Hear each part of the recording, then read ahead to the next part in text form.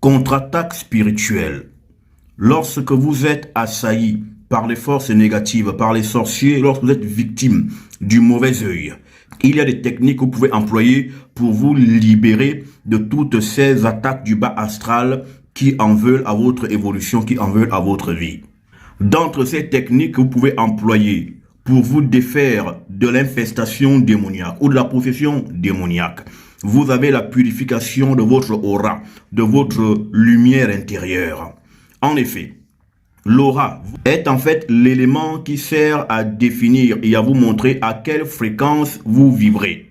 De fait, si votre aura est moindrement brillante, vous rencontrerez donc dans votre expérience mystico-physique des personnes, des hommes et des femmes qui vibreront dans la même fréquentation que vous.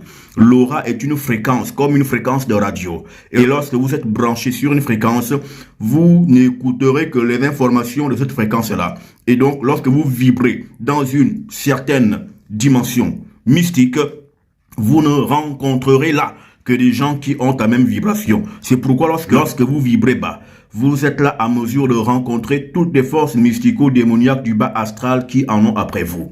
Alors, là, dans ces situations-là, lorsque vous êtes attaqué, acculé et que les gens vous veulent mort, il faut donc que vous changiez votre positionnement mystico-astral de manière à monter dans les fréquences d'en haut.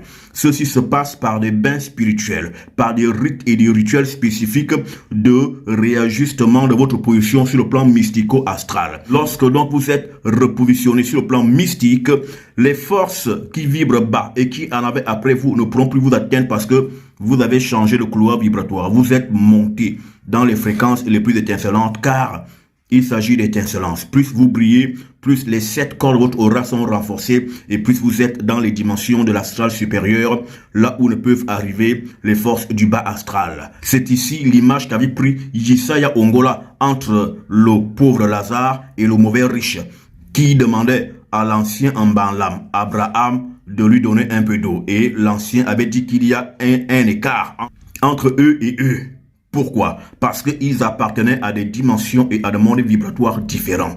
Quand vous vibrez haut, les hommes du bas ne peuvent pas vous atteindre. Il faut donc que vous vous laviez, que vous subissiez des rites de repositionnement mystique, de manière à ce que vous soyez protégé de toutes les forces du bas astral qui en veulent à votre étincelance mystico-spirituelle. Que Tété vous bénisse et vous garde en Yesaya Ongola. Amen.